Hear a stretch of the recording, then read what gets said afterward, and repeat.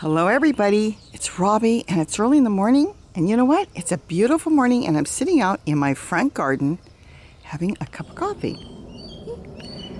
And I decided to do something with that brick hole where there's nothing in it. And I thought, you know what? Maybe I should do a quick little video on how to plant in these cylinder bricks. I've had a few people tell me you can't plant in them, nothing grows. I was having the same issue too. And it will depend on where your bricks are facing. It will depend on weather, humidity, all kinds of factors will go into that. But I found a way that's almost foolproof to get them to grow. So I'll show you what I'm going to do.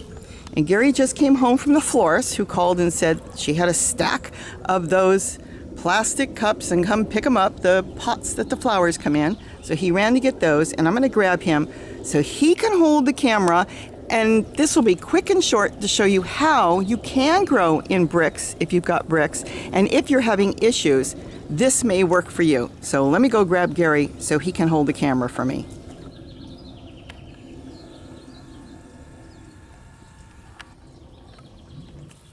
So I'm taking this plastic pot like you get from the nursery when you get your plants.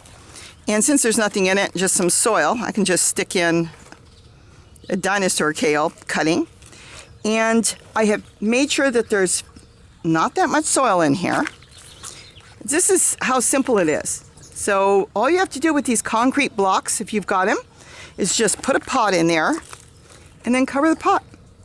Make sure the pot you're putting in there has holes on the bottom because you want to make sure there's soil all the way down inside the block itself. So the roots will go through the bottom of the pot, and this way the plant can set its roots in, but it's going to have its own pot, so it will retain the water. What happens with these bricks in certain areas, like I said, it's different for different places, is the bricks will pull the water in. So it pulls it away from the plants is what's happening.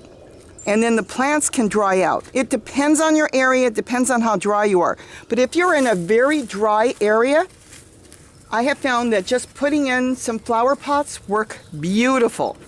And then that's it. Nobody has to know there's pots in there.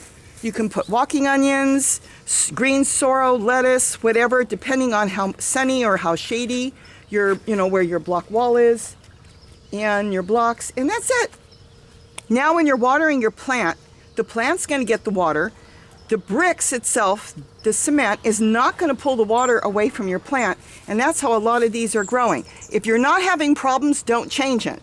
It's only if your plants or your flowers even are dying, just drop some pots in there. And if you don't have pots, you could use anything that will fit, like a cottage cheese container, yogurt container from the grocery store, anything that will fit.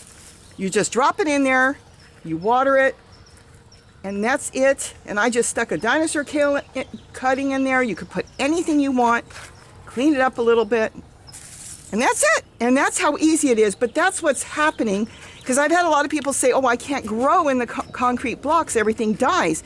Well, this concrete is acting like a sponge.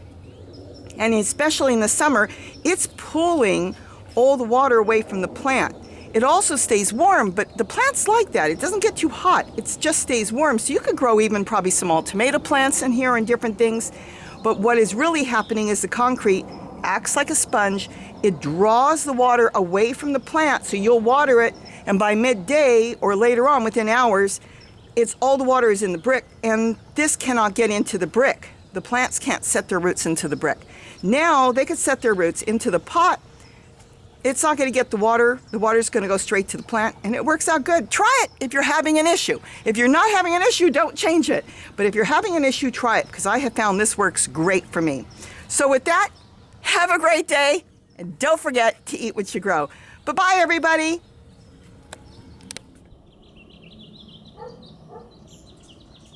And there they are. Gary's drying them out. If you stack them together to store them like that, and they're still wet, the water inside will seal them up, like jarring fruits and vegetables.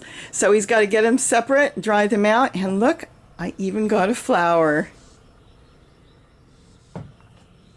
But this is great because normally plant pots do not get recycled in most places, and they're having the same issue in England.